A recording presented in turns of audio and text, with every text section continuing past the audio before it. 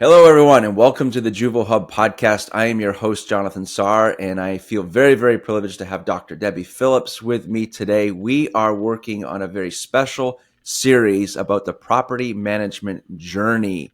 And we know Dr. Debbie is a foremost authority on anything and everything when it comes to building, developing, maintaining, sustaining, anything related to your career. So, Dr. Debbie, welcome to the show. Nice to have you with us.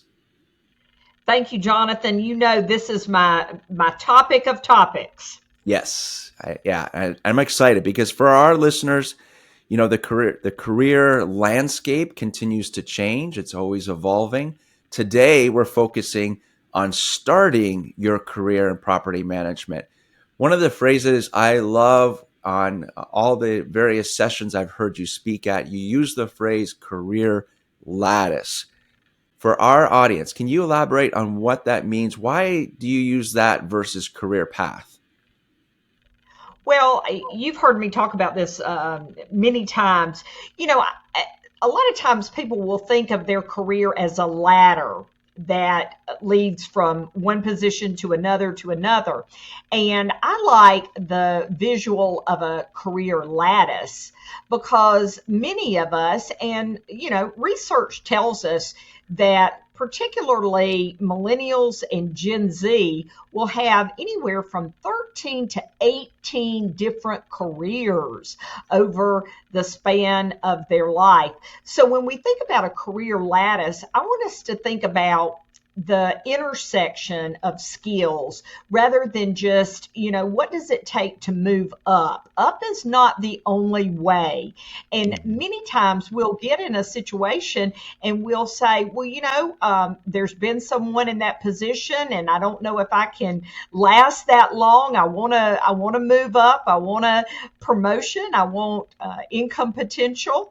So I encourage everyone to think about a career lattice. How do you use those transferable skills to really create a meaningful career? So I call it lattice versus ladder.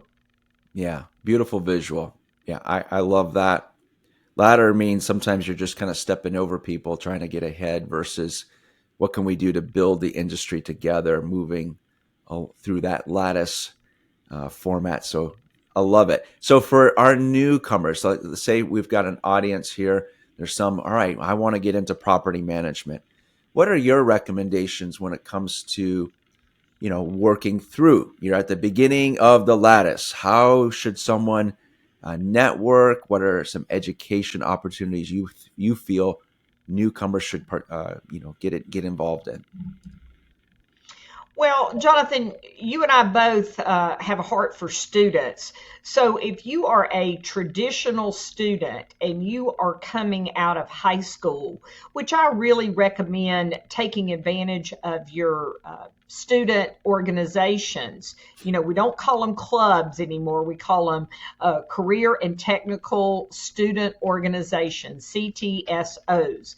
So if you're a high school student, I always say build on what you have done in your student organization like FBLA, ADECA, and HOSA, and FCCLA, and others. But if Mhm. you are a career changer, maybe you've woken up and you've said, "Hey, I'm not being fulfilled anymore. How can I break in to the property management industry?"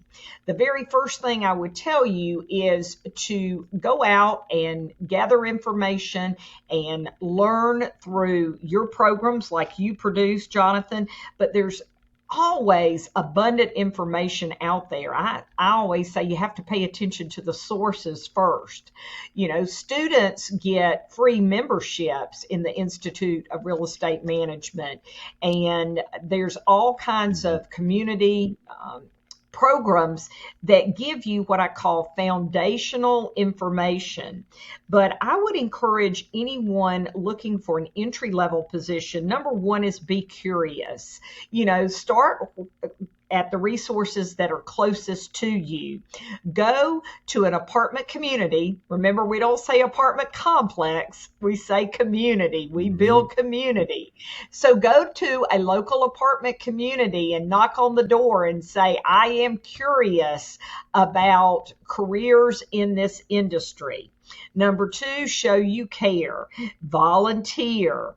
There's all kinds of volunteer opportunities. And the most important thing you can do, and we find a lot of value, Jonathan, in mentoring. Hmm. But the very first thing to do is to create a board of trusted advisors. You're the CEO of YOU.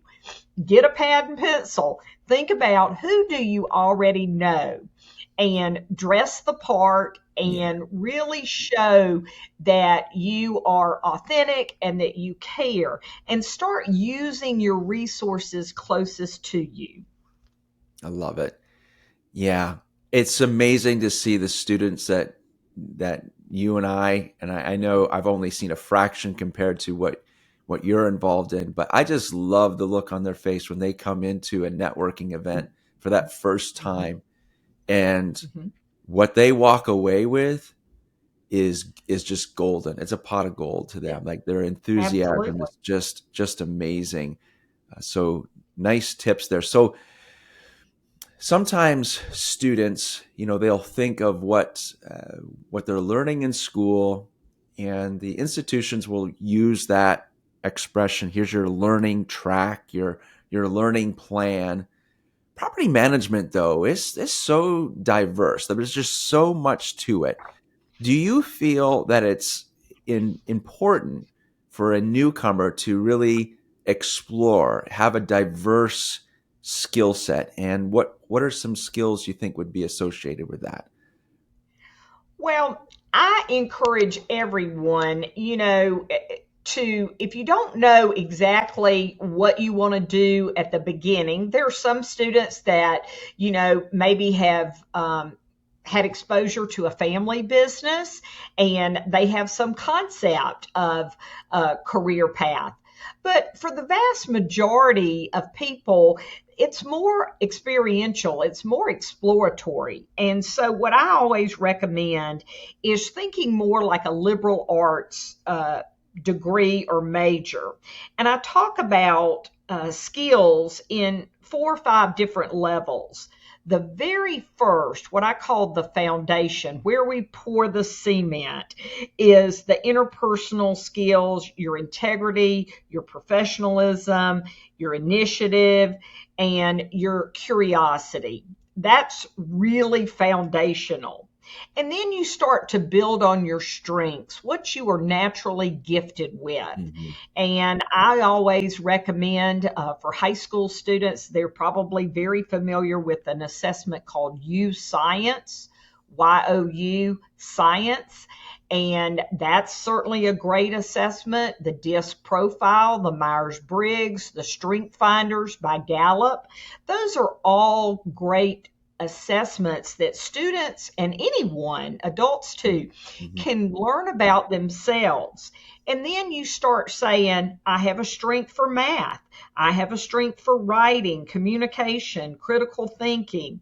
So then you start to layer on your strengths with your natural personality traits. And that's really where discovery comes to life. So, Jonathan, I think, you know, before you can put the 2x4s up on a house, we have to have a foundation. And the Yeah. foundation is really the beginnings of emotional intelligence. It's understanding, do I work better in teams? Do I work better by myself? Am I an introvert, an extrovert? Do I like, a fast paced work environment? And one of the greatest tools that I am so proud of is this website, www.careersbuildingcommunities.org. And to me, all of our listeners need to go out there, whether you're a middle schooler or a traditionalist that's looking for their next chapter in their career. www careersbuildingcommunities.org.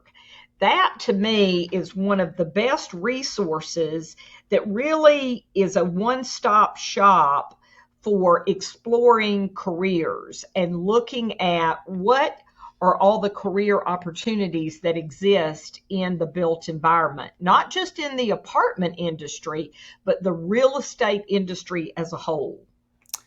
Yeah, it's a big, wide open world. We'll make sure we put that resource in the show notes too. So thank you for sharing that. And I resonate so much with everything you said, my friend, because it's like, you don't know what you don't know until you kind of get out there. And that's what my observation has been. I mean, even as an adult, when I came into the property management industry, because it's not where I started, but I related it back to when I was in commercial property management when I was a teenager with my dad. Like when I came back to this, I'm like, oh yeah. And it has opened up. Just being with different people, being at these networking events, looking at resources like the one that you shared, there's just so much out there to really help shape and mold and kind of understand who you are, where your strengths are. So um, what so let's look at it from the perspective of, all right, I've kind of done an assessment. I feel like I like this vertical. I like, asset management, or I like the technology sector, or I like the people's part of the business. Do you have any other resources you would share when it comes to like being informed, staying in tune, staying in touch with the industry and where it's leading us? I do. And I'm going to, encourage all of our listeners, number one, to start with the National Apartment Association. If Mhm. you're looking at a vertical for multifamily, that would be the National Apartment Association. If you're very curious about research and looking at data, then the National Multifamily Housing Council, nmhc.org, is another excellent resource. But if you're still curious from a broader perspective and you think, well, I know what residential is. And by the way, residential is more than just selling a home. Yep. Residential is multifamily and it's single family and it's mixed use. So you have residential, you have commercial, and you have industrial. And I encourage everyone to visit IREM.org. And IREM stands for the Institute of Real Estate Management. And IREM has over 25,000 members worldwide. It's a global organization. Mm-hmm. And if Mm-hmm. you're still very curious about, well, should I go commercial or should I go residential? The CREW, the Commercial Real Estate for Women Network, CREW Network, is another wonderful resource. And then lastly, not lastly, but certainly from a building standpoint and looking at what all goes into taking care of a building in the built environment, BOMA, Building Owners and Managers Association. So those are just 4 or 5 that I would say start getting on their websites and looking at some of the data that they're sharing, but looking at conferences, looking at opportunities that you can go attend. And you may say, well, it says member only. And I will tell you, I always believe that when you find a member and you can meet them through LinkedIn, Jonathan, that's your genius zone, is how Yep. to build a personal brand. And so when students or anyone, can go out there on LinkedIn and make connections, I guarantee you the door of opportunity is wide open for somebody that's curious. Yeah. And that's a very, very important quality, being curious. Don't close any doors, keeping those doors Right. open, making always be in that I need to be educated mode, It's going to serve you for a very, very, very long time. Yeah, nice resources. Again, we'll make sure that those are listed and links for our audience to check those out after they've listened to our program today. So we're still talking about our new people in the industry. Now, you mentioned a word earlier that is, I feel like it's often overlooked, and that's mentoring. So, can we talk about that just for a moment? Why do you think mentoring is so important? How does it help someone? How does it help them with their career being on that lattice? What have you noticed? Well, I think there is a beautiful experience that one can share with a mentoring and mentee relationship, and certainly reverse mentoring. That's why I love teaching at these colleges and these schools because, a Gen Z and a millennial will teach me more than I probably ever get to teach them. But there's only so much one can gain out of a textbook or off of a, learning series, a YouTube or a podcast. Where learning really can come to life is through personal experiences. It's having coffee with somebody. It's Mm-hmm. seeing and hearing the personal emotional stories, the things that, really when we think about what makes an experience, it's something that touches our heart. It's something that we find to have a true connection with. And when you think about identifying a mentor, you may say, hey, I'm looking for a mentor. And we know Tara Samuels, and there's great mentoring resources out there. But I want you to think about this. Start with, why do you want to meet this person? I Mm-hmm. want you to, Jonathan, I love to recommend books, and there's a great book that talks about the third door, and that's the Mm-hmm. name of it. And I want everyone that's listening today to write down, be very intentional about reflecting on, why do you want to do this? Mm-hmm. Simon Sinek says start with why. So, why do you even want to meet with a mentor? Mm-hmm. Well, 9 times out of 10, you're probably looking for an opportunity. But before you can look for an opportunity, you need to know something about yourself.